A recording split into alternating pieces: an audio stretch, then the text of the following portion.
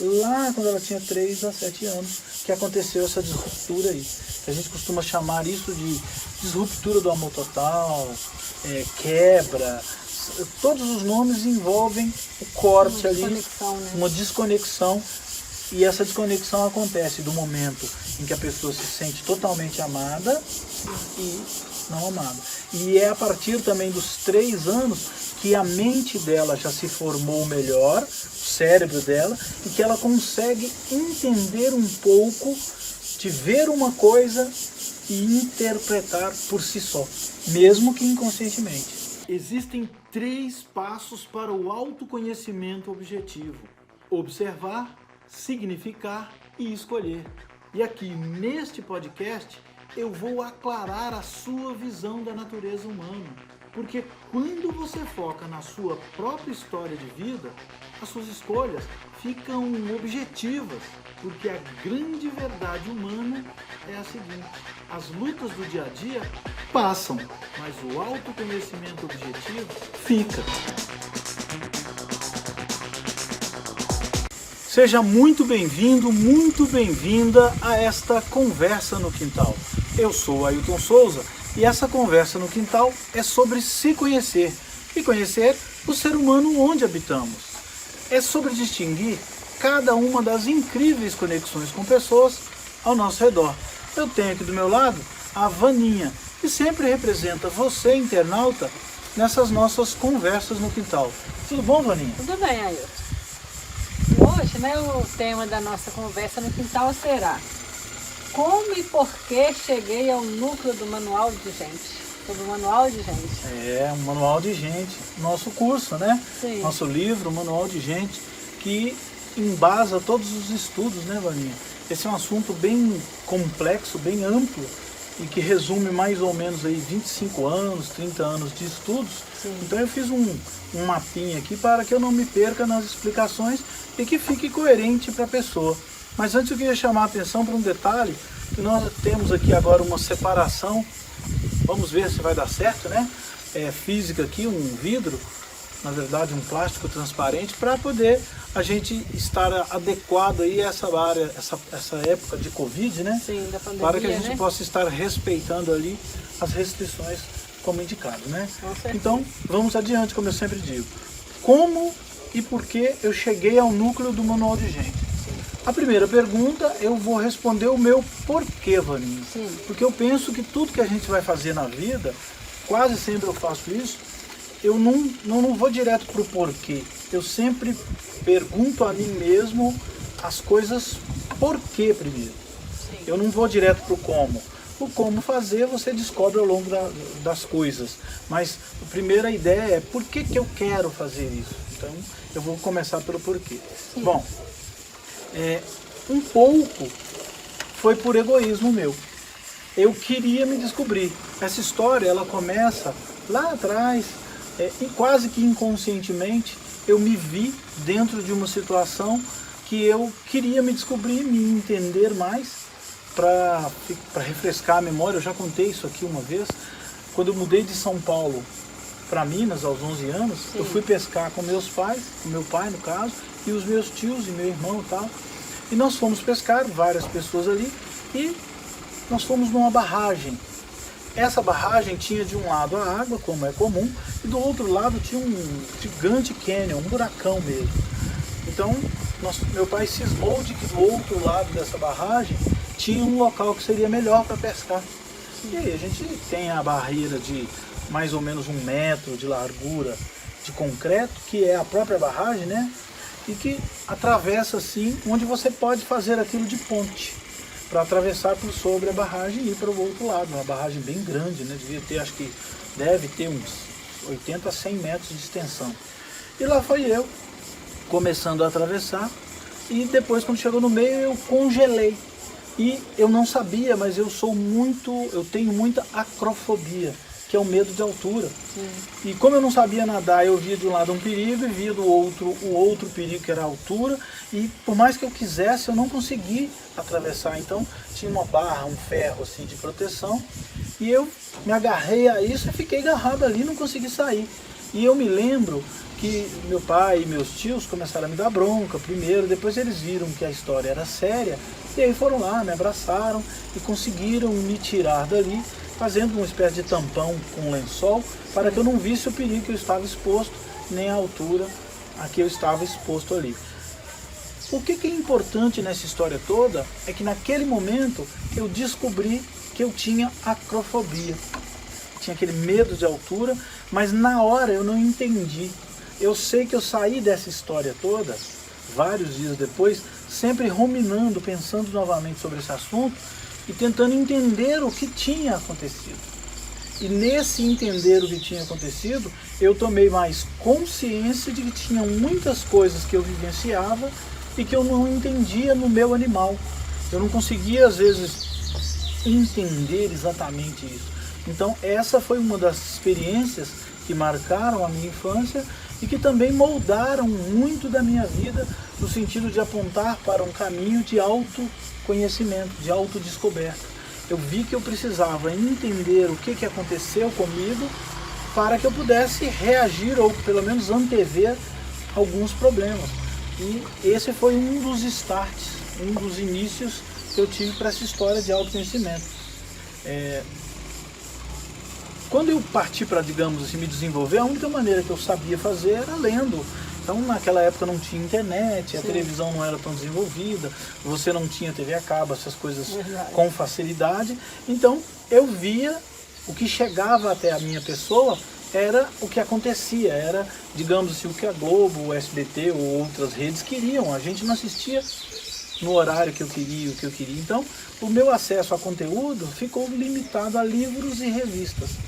Como minha família não era de grandes posses, eu caí matando nas bibliotecas. Então, foi onde eu comecei esse caminho, mas não tinha um compêndio, um local, ou alguém, ou até mesmo eu também não sabia exatamente o que eu procurava para poder me ensinar a me conhecer. Eu só via livros muito pesados, livros de psicologia, livros médicos, livros de biologia, e que não me passavam uma coisa assim palpável, principalmente naquela idade, onde eu queria entender, mas não sabia nem explicar o que eu queria direito. Então eu vim batendo nessa história, e essa história ficou em mim permanente, justamente por causa desse egoísmo, de tentar me conhecer melhor, para entender toda essa máquina que eu possuía, e tanto para mim, comigo mesmo, quanto para as outras pessoas com que eu tivesse uma convivência mais condizente e não fosse pego de surpresa por mim mesmo. Porque assim, quando aconteceu isso, eu lembro que eu fiquei muito chateado, foi bem ruim. Mas o que mais me movimentava nessa história toda e que fez com que eu não saísse desse caminho, Vaninha, nunca, foi justamente a sensação que eu tinha para com a outra pessoa. O que aconteceu, Vaninha? Depois eu descobri isso, ficou claro para mim, que um dos problemas que eu tinha era entender o desejo de valor. Por exemplo, para que eu me sentisse valorizado, eu precisava que outras pessoas me valorizassem. Eu lembro que o meu desejo era fazer coisas grandes, e eu ficava tentando entender por que eu sinto isso. Então, eu fui em busca disso, para me entender melhor e poder traduzir esse sentimento, essas sensações todas na minha própria pessoa, porque eu via e observava bastante de que as outras pessoas pareciam estar mais tranquilas e que eu tinha aquele grande ímpeto de produzir coisas maiores, e de auxiliar as pessoas e de estar assim bem perante as outras pessoas. Eu tinha essa preocupação. Então, isso eu vi que não era uma coisa que todas as pessoas tinham. E eu fui atrás disso. Inclusive, Vani, eu sei que você também já se descobriu, né? Participou do manual, tudo. Exato. E para você, o que você descobriu ao fazer o manual de gente que você tinha vontade quando você era eventualmente criança ou em outra fase e que você acabou assim se reequilibrando? Na realidade, né, quando eu reencontrei você, né, eu estava vivendo uma fase muito difícil na minha vida. E nas nossas conversas, como sempre, né, de intimidade como amigos, você me falou do manual. E eu era um ser humano assim, que eu sempre me preocupei muito com o outro, né? Sempre ajudar o outro, em fazer para o outro e deixando a minha vida de lado. E nisso eu estava ficando uma pessoa infeliz. né? Porque eu se preocupava só com A, B, C, D, e eu mesmo ficando de lado. E através do manual eu consegui entender que eu posso ajudar as pessoas, mas que eu não posso esquecer de mim mesmo. Sim. Então, assim, para mim foi Legal. excelente, assim, mudou totalmente a minha vida. Engraçado, eu perguntei para você, Vaninha, justamente para mostrar para a pessoa que o que te reequilibrou é diferente do que eu buscava. Sim. Ou seja, cada um de nós tem um ponto de equilíbrio, um gostar, um desejar. E é onde exatamente a gente tem aquele ponto cego. Verdade. Que quando a gente não vê, ele se torna perigoso. E que eu sei que quando a gente faz o curso, que a gente aprofunda mais, a gente acaba enxergando bem esse ponto cego e com isso a gente acaba, digamos, conseguindo conviver com ele de forma objetiva, ou seja, vendo esse ponto o tempo todo e sabendo que ele existe e não escondendo, né? Hoje, por exemplo, para você ter ideia, eu convivo todas as vezes que eu vou fazer qualquer coisa, eu tenho dentro de mim aquela vontade inicial de não, vou fazer super bem feito. Claro, eu não deixei de fazer bem feito por causa disso, mas eu meço o que é fazer bem feito, porque hoje eu consigo controlar essa megalomania, essa mania de fazer as coisas sempre super, sabe? Então eu consigo me segurar mais, me controlar mais. Eu costumo comparar para as pessoas entenderem, e vou aproveitar para fazer isso aqui, que é como se fosse uma espécie de fome. Você sente a fome, porque a natureza te propicia isso, ela te dá uma vontade de você se alimentar para você se manter, só que você escolhe o que você vai se alimentar e quanto você vai se alimentar. Então, no caso, essa sensação é a mesma coisa.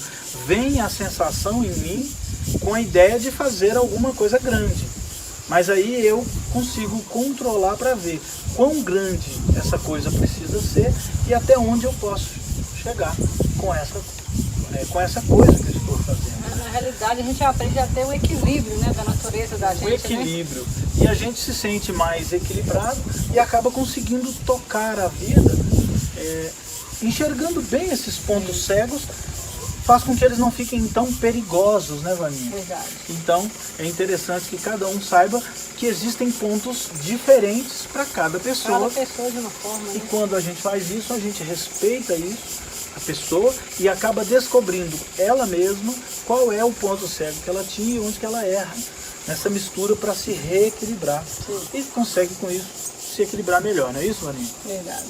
Muito bom. E qual que é a sua grande dificuldade? Então, quando eu estava evoluindo, além dessa dificuldade inicial que eu tive de materiais e de local de pesquisa, e eu me concentrei mais em livros, em leituras, meio aleatoriamente no início, a grande dificuldade, quando eu comecei a achar coisas que tinham algum valor nesse campo de autoconhecimento, eram justamente essas. Saber o que tinha valor, o que não era firula, e também descer em pontos de uma forma com que eu conseguisse separar o que era comum e o que era específico. Por exemplo, existem milhares, milhões de pessoas no mundo. O que acontece é que eu via que muitas coisas eram comuns a muitas das quais eu conhecia e outras eram totalmente incomuns. Então eu não conseguia meio que gradear as pessoas. Eu queria ter uma base comum, porque para você enxergar o que é diferente, você primeiro tem que pôr o que é comum. Sim. Então foi onde eu parti para uma visão de enxergar primeiro o que era repetido nas pessoas, observar ali e tentar entender, para depois conseguir ver o que era específico. Então, a grande dificuldade foi eu achar uma base onde eu pudesse assim, me solidificar, descer com firmeza, para poder realmente saber o que eu estava fazendo e que aquilo servia não só para mim, como para outras pessoas. E foi uma procura muito grande, porque a maioria das pessoas com as quais eu convivia não tinham essa cultura nem para me guiar. E eu também não tinha na época a cultura para poder, digamos, perguntar, fazer perguntas direito. Eu sabia que eu queria alguma coisa, mas não sabia nem exatamente que era me conhecer. Eu achava que era me descobrir, que era entender caminhos, por que eu sentia isso e aquilo, até indo além. Por que as pessoas que conviviam comigo faziam dessa forma ou diferente, mas chegou um momento em que eu não acreditei que eu conseguisse entender essa complexidade toda. Mas eu continuei estudando, porque foi uma coisa que me marcou muito, e continuei evoluindo. Então, no momento seguinte que eu consegui entender que era o autoconhecimento que eu buscava, eu me prometi, eu estava mais ou menos com 17 anos nessa época já. Eu me prometi, na época eu achei que eu queria ser escritor. Então eu me prometi que eu ia ter contato direto, sempre com papel, com caneta. Então eu fiquei com aquilo sendo a vida toda como se eu fosse fazer um vestibular na semana que vem. Eu comecei a me entender com o papel muito mais intimamente e não consegui deixar disso até hoje, e acredito que eu não vá deixar até o fim da minha vida. Então eu fui estudando, nada disso que eu explico ou que eu falo foi inventado por mim, ele foi descoberto. Então, Vaninha, existe uma coisa bem interessante. As pessoas misturam às vezes o que foi inventado do que foi descoberto. O que foi inventado foi alguém que pegou uma ideia e construiu a partir dela alguma coisa. Mas o que foi descoberto é porque já estava pronto ali, ou pelo menos simulado na natureza. E às vezes o homem foi lá e desenvolveu toda uma parte para poder, digamos, chegar àquela invenção. E assim foram inventadas as grandes coisas no mundo. A gente então usa a palavra invenção de uma maneira meio errada, né? Ele foi descoberto os princípios que permitiram você alcançar aquele resultado. Mas quando eu comecei a aprofundar mais, eu descobri que todos nós vivemos, nós somos matéria. É um assunto bem complexo, né, Vaninha? Nós somos matéria, mas nós muitas vezes nos comportamos como se fôssemos onda, como se fôssemos vibrações, porque na verdade nós somos suscetíveis a vibrações. Então nós nos comportamos vibracionalmente falando, ou seja, nós temos dentro de nós todos os fenômenos que regem as leis vibracionais, ou seja, nós temos a ressonância. Por exemplo, se eu estiver sentindo alguma coisa, em mim vai tender a ressonar aquilo. Se você estiver triste e chorando, eventualmente por alguma situação, aquela emoção sua, a vibração daquela emoção, pode fazer com que eu me sinta emocionado também. Então, passa-se para mim, através da onda, essa emoção. Então, tudo que é matéria, e nós somos pequenas células materiais, existe um ponto em que ela se encontra e se comporta como se fossem ondas. Inclusive tem uma experiência chamada As Duas Fendas, muito famosa, que mostra isso. Só que isso, Vaninha, só acontece a nível quântico, a nível atômico. Quando você vai estudar lá as coisas, as partes nossas celulares ali, os átomos, tudo bem pequenininho, que aí a onda se funde com a matéria, ou seja, o átomo se comporta, o átomo que é matéria, ele se comporta como onda. Então, porque no tamanho, digamos, grande, isso não acontece. No tamanho natural das coisas, não. É só quando você vai para o nível microscópico, ou melhor dizendo, o nível quântico, é que você alcança essa situação. Então, por isso que muitas vezes a gente acha que... Eu mesmo tinha essa crença de que tudo que eu ia aprender tinha que ter alguma espécie de prova. Eu sempre gostei de ver, de sentir a situação de prova baseado na natureza, baseado em alguma coisa palpável. Eu não queria simplesmente aprender autoconhecimento ou qualquer coisa que eu aprendesse sem ter alguma coisa mais científica, mais palpável. Então eu tive que descer bastante a fundo nessa linha para ver o encontro entre a matéria e a onda. E nessa experiência mostra isso. Mas continuando, isso tudo nos remeteu à base que eu precisava, que era justamente a natureza. Quando a natureza, quando a gente se descobre como pessoa, nós esquecemos muitas vezes, Vaninha, de que nós somos animais. Verdade. Antes de sermos racionais. Inclusive muita gente se ofende quando você fala ou lembra ela que ela também é um animal. Verdade. E eu não estou com isso, Vaninha, querendo defender de que a pessoa haja como um animal. Sim. Não é isso. Eu não estou querendo que a pessoa arrote, ou faça graças, ou brigue como um animal sem pensar. Não é isso que eu estou querendo dizer. Estou querendo dizer que nós, seres humanos, fazemos parte da cadeia animal dentro da natureza. Nós somos animais, porém nós somos racionais, porque nós temos um cérebro mais desenvolvido e conseguimos escolher no que nós vamos colocar atenção, como que nós vamos agir. Então nós temos todo um nível de escolha, de consciência, e é exatamente por causa desse nível de consciência que quanto mais eu me conheço, eu consigo melhor controlar o meu animal. Então eu preciso me conhecer melhor para conseguir me controlar melhor. Por isso é que as pessoas, quanto mais chucras são, menos controlam os seus animais.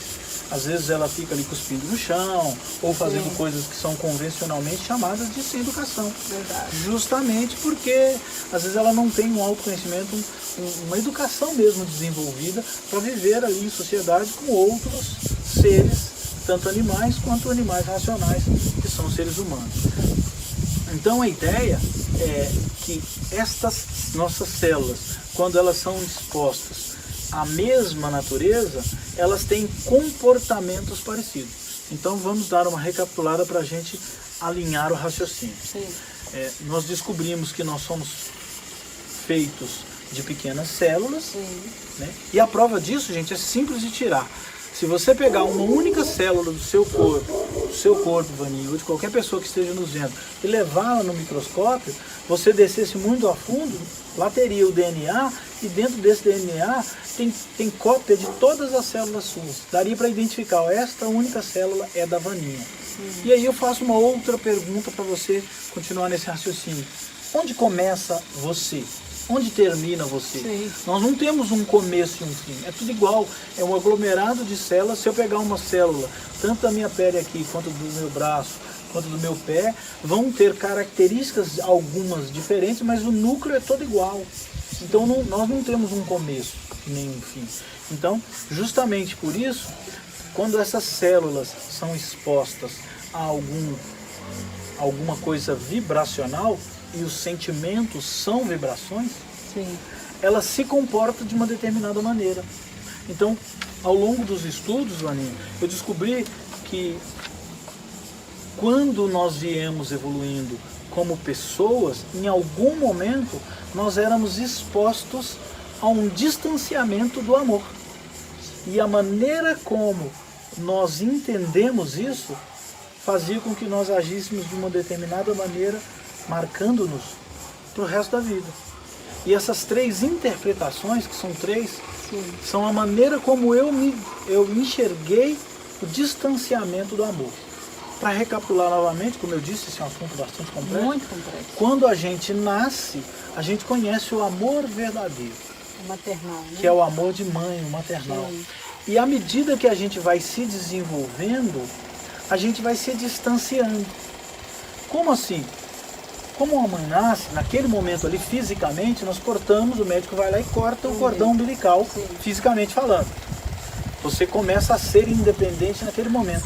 Mas essa independência, ela tem um outro momento importante, que é o corte do nosso cordão umbilical emocional. E é engraçado, Vaninha, que se dependesse de nossas mães, esse emocional nunca ia ser desligado. Ele é desligado dentro de nós, dentro de cada um de nós. Então é a maneira como, quando acontece alguma coisa, eu interpreto que houve um distanciamento de eu para a minha mãe, de cada ser humano para o amor em si, que aquilo ali representava. E isso eu falei a palavra interpretação, Vaninha, porque realmente é uma interpretação. Porque pode ter acontecido uma coisa grave ou não grave.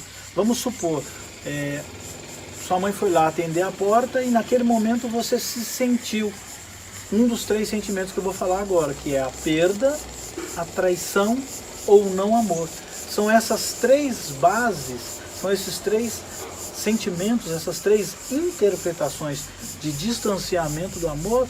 Uma delas vai tocar você mais profundamente e vai fazer com que a partir daquele ponto, que acontece mais ou menos entre os 3 e os 7 anos, você tenha uma nova interpretação de como você pode lidar quando te faltar o amor. Então é uma coisa bem profunda, que é uma maneira que você aprende, mas não é consciente. Você não para e pensa, simplesmente acontece com você, de você se ver ou perdida, ou traída, ou não amada, e nesse momento em diante, você começa a ter uma maneira de reagir àquilo. E essa maneira de reagir àquilo se perpetua à medida que você vai se desenvolvendo, e você carrega ela para o resto da vida. E essa maneira é que vai, assim, grosseiramente falando, apontar os seus principais valores. Como você vai ser exatamente. É claro que tem toda uma complexidade biológica, tem todo um peso também de carga biológica que entra nesse cálculo aí, mas dá para se notar bastante nitidamente e separar exatamente o que acontece com cada biologia e cada emocional de pessoa. Então, a partir daquele momento você vai lidar com as situações de uma determinada maneira, e esse lidar vai fazer com que você tenha uma personalidade que mais tarde vai fazer com que você seja assim ou assado, que você se comporte desta ou daquela forma, que você reaja de maneira mais calma ou mais nervosa, mais abrupta ou mais tensa, e várias outras variáveis que a gente explica isso bem a fundo. Mas foi na descoberta desse conjunto todo, sempre estudando, foi que eu vi que a coisa era muito complexa, mas a base de separação era bem nítida, a natureza. Então, me baseando pela natureza, eu consegui traduzir isso aí. Até porque nesse caminho, Vani, eu descobri um sistema que estuda isso há quase 2000 anos. Nossa, só que ele não é divulgado. Uhum. Ele não é divulgado, ele não é muito conhecido das pessoas, e várias outras coisas que fizeram com que a gente realmente constatasse, tanto na teoria quanto na prática, de que é tudo verdadeiro, baseado sempre na natureza. Então, e esses três sentimentos que você falou aqui, né? A perda, né? A traição e o amor, eles acontecem inconscientemente. Eles acontecem inconscientemente. A perda é a sensação que a pessoa teve de que ela perdeu algo que ela tinha. Sim. Então, num determinado momento, quando criança, ela se sentiu amada, e num segundo momento houve uma desconexão ali, interna, emocionalmente falando, inconsciente, Sim. e a pessoa se sentiu perdida daquele amor que ela tinha. Essa é uma das interpretações. A segunda interpretação que a gente sempre apresenta é a traição. A pessoa teve também uma desconexão desse amor, inconscientemente também, porém ela se sentiu traída, porque provavelmente pode ter acontecido, por exemplo, de ter chegado um irmãozinho, de a mãe dela ter ficado lá no telefone ou na TV ou no celular, e ele não entendia aquilo, mas ele se sentiu trocado. Traição é uma troca, e aí essa pessoa tem muito tendência de se perguntar por quê.